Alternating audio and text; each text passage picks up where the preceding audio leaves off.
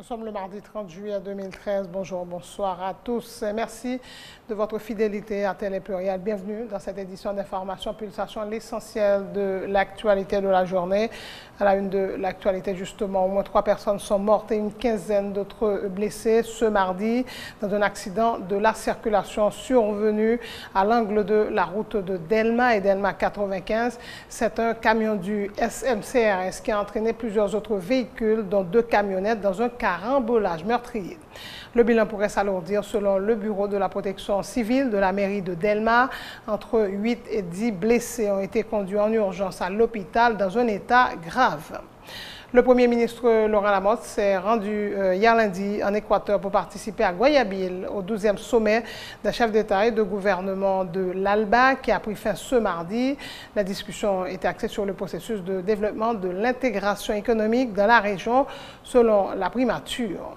La 2e édition du Carnaval des Fleurs, un grand succès populaire. Ce sont des milliers de personnes qui ont déferlé au Champ de Mars au cours des 2 premières journées. La foule est déjà au rendez-vous ce mardi. Le chef de la diplomatie européenne en visite au Caire a pu rencontrer le président déchu, Mohamed Morsi, détenu dans un lieu tenu secret par l'armée. Catherine Ashton s'est entretenue également avec les nouveaux dirigeants ainsi que les frères musulmans qui entendent maintenir la mobilisation jusqu'au retour au pouvoir de Morsi. L'Italie pleure ses morts. Les obsèques des victimes de l'accident de car dimanche dernier près de Naples ont été chantées ce mardi. Une journée de deuil a été décrétée. Des milliers de personnes, dont le président du Conseil italien Enrico Letta, ont assisté à une cérémonie en mémoire des 38 personnes tuées. En sport, Neymar a fait lundi ses grands débuts à Barcelone. L'attaquant brésilien a effectué son premier entraînement avec ses nouveaux coéquipiers, dont Lionel Messi. C'était aussi le premier jour de Gerardo Martino à la tête de Blaugrana. Voilà, mesdames et messieurs, pour le menu du journal.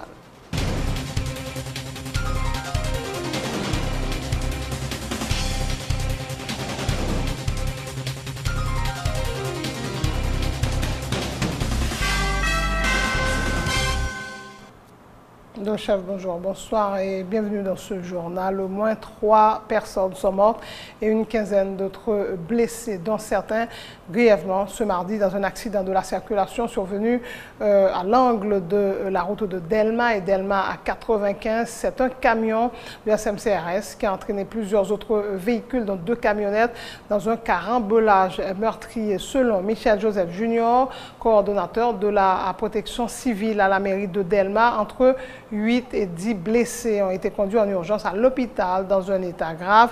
Le bilan pourrait donc s'alourdir. Jean que nous là, on connaît toute structure d'urgence qui est mobilisée dans le carnaval. Et aux environs de 10-11 heures, le système de communication nous passé à l'aide là. Et puis nous arrivons sur place, là nous arrivons vraiment. Bon, on 15 personnes qui sont blessées, mais il y a des blessés graves. Et puis nous avons 3 morts sur place là. 3 morts, ça a des filles, un garçon, qui nous pouvons finir l'identité toute nette. À qui est exactement l'accident ça fait? Bon, c'est vers 10-11 heures, nous prenons l'information, car vient bailler tout, et puis nous-mêmes nous arrivons sur place. Mais après, dans l'évaluation, nous avons tout donné tout à l'heure. Nous avons blessé une quinzaine, calé, blessé grave, 48, 10 personnes qui blessés graves. Mais par quelle information ça provoque l'accident? Bon, ouais, c'est le camion SNCRS là. Et même les nous en état, mais des fois on est frère, on n'est pas bon. Et surtout qu'on est dans la question carnaval, tout le travail. Bon, après, dans les données, c'est toute la police là, toute structure d'enquête là. Et puis, mairie et Delma, mairie Pétionville, tous les deux là. Et dans la dernière évaluation, on a bien toutes les dernières données. Plusieurs témoins de l'accident ont caché leur frustration dénonçant la passivité de la direction centrale de la police routière et de la mairie face à la prolifération des gares routières de fortune, ce qui augmente le risque qu'il y ait beaucoup de victimes en cas d'accident de la circulation. C'est sorti, m'a sorti, qu'on y a les moins camions en bas à descendre là, qu'on y a les lever là, le petit frein, le pas de frein, qu'on y a la Ford là t'a viré, qu'on y a passé pour Ford là, après ça 2 camions de camper là, t'a chargé, qu'on y a même côté, il tout fait gaspiller là la net. Il tue quelques personnes, mais il y a blessé grave, pied cassé, chauffeur Ford là, pied cassé, c'est moi qui m'avais là mettre le dehors. Mesdames encore qui m'ont raté là, il est en bas camion, caoutchouc a été sous lui.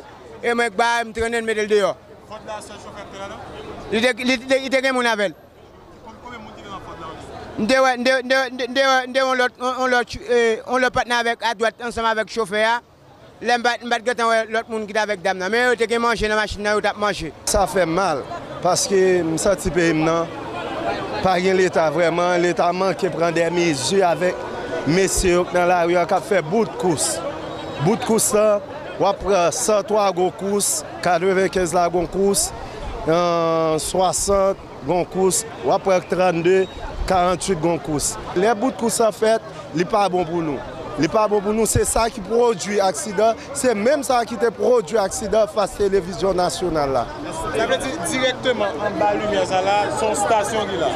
Bon, son station même, soit elle monte 103 ou après on l'autre station, soit elle bosse cimetière de Pétionville, go station. Mais c'est obligé de faire 5 courses avec machine.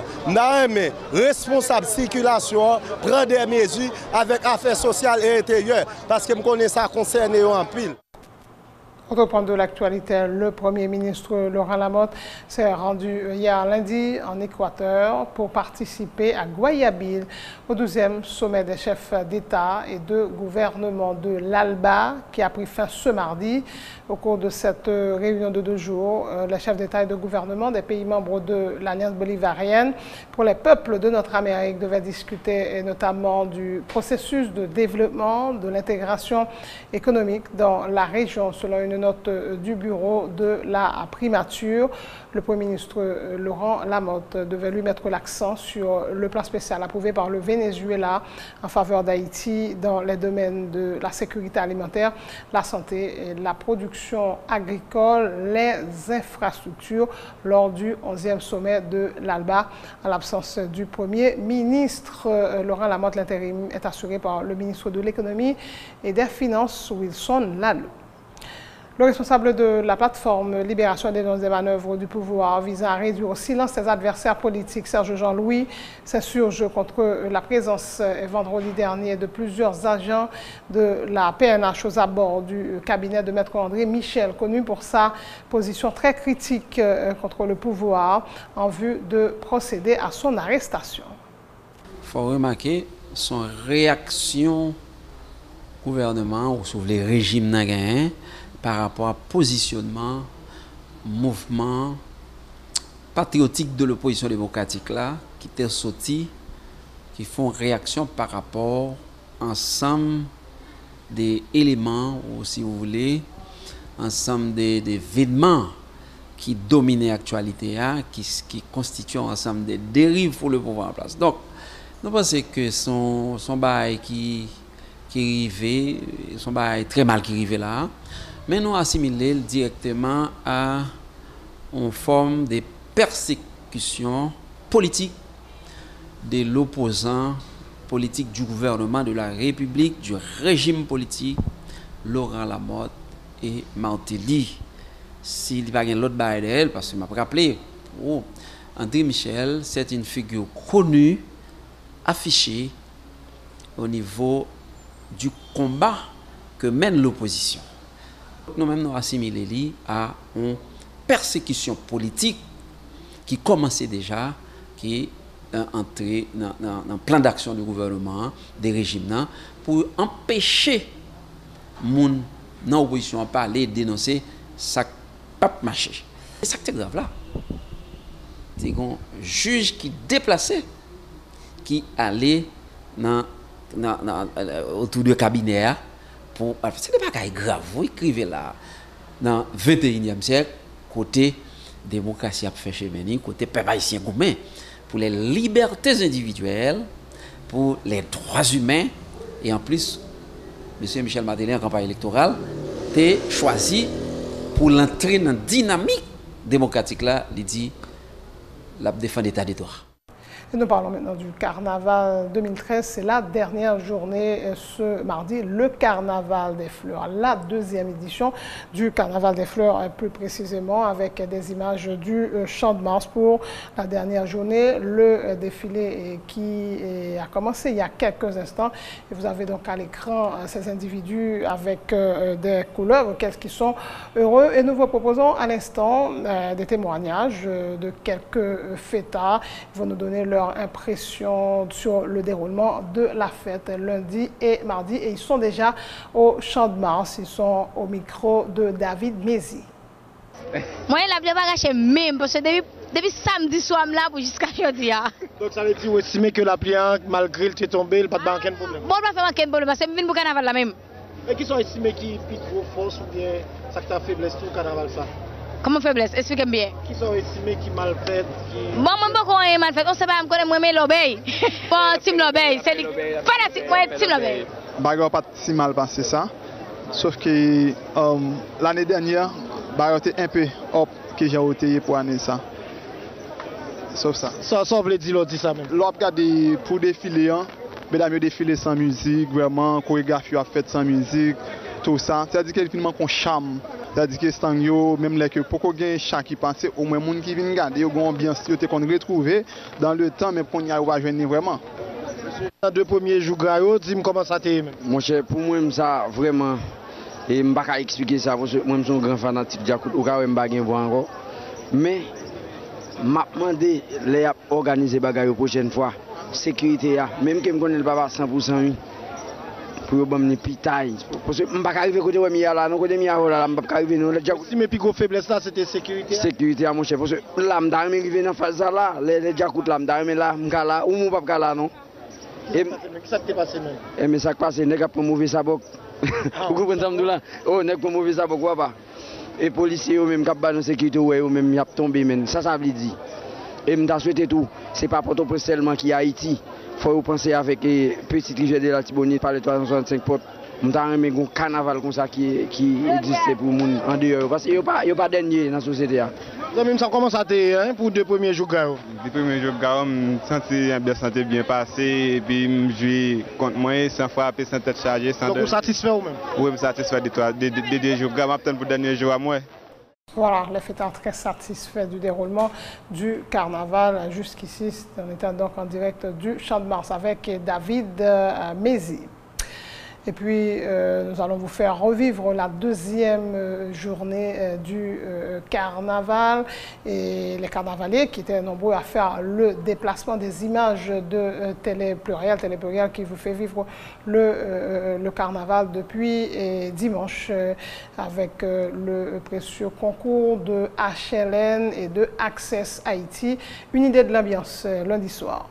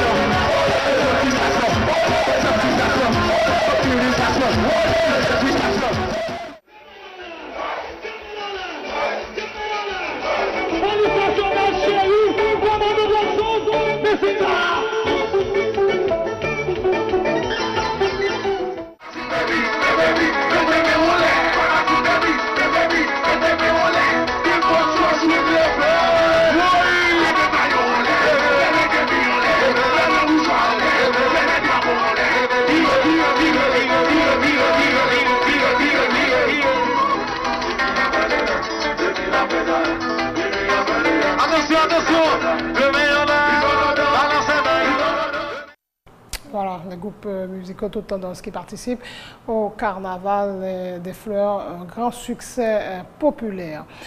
Haïti sera l'invité d'honneur de la 36e édition du Salon international du livre de Montréal qui se déroulera du 20 au 25 novembre prochain, a confirmé l'écrivain Gary Victor, qui a annoncé également la parution bientôt de son nouveau roman intitulé Cure et Châtiment et qui sera présenté au Salon du livre de Montréal. Deux autres écrivains, Kate Saoudin, nous présentent son deuxième roman, Le Gamin de Bel-Air, et Dieu-L'air Messon, petit frère, son recueil de poèmes, Romance du Levant, tour à tour, Kate Saoudin, Dieu-L'air Messon, petit frère, et Gary Victor. Pour me résumer le livre, je dis c'est l'histoire d'un jeune homme qui vit dans Bel-Air et qui, je pense que quand tout jeune garçon dans Bel-Air qui est capable et fait face avec une série de situations difficiles, attirer l'attention de plus d'un et vers une série de monde que yo ont tendance mettez à côté ou bien bayon une série de quartiers que yo dit c'est pour yo lier et l'autre monde pas droit. Un roman pour monde et surtout les jeunes capables de tirer pas dire des conclusions mais qui capable ouais plus ou moins comment capable garder l'avenir. Est-ce que c'est première publication? Non, c'est deuxième roman. Le premier, c'était Mon histoire d'Haïti. C'est deuxième publication qui paraît dans le mois d'avril 2013. Donc, c'est un recueil de poèmes qui traitait de thématiques de l'érotisme et de désespoir. L'érotisme qui c'est en thématique et qui est universel, mais qui n'est pas trop abordé dans la littérature haïtienne. Je viens avec deux livres qui sont à la disposition, deux anciens livres qui c'est Nuit Albinos avec À l'angle des rues parallèles. À l'angle des rues parallèles, c'est un roman qui était sorti en 2001 pendant la période chaud Aristide Lan et c'est un roman d'anticipation politique.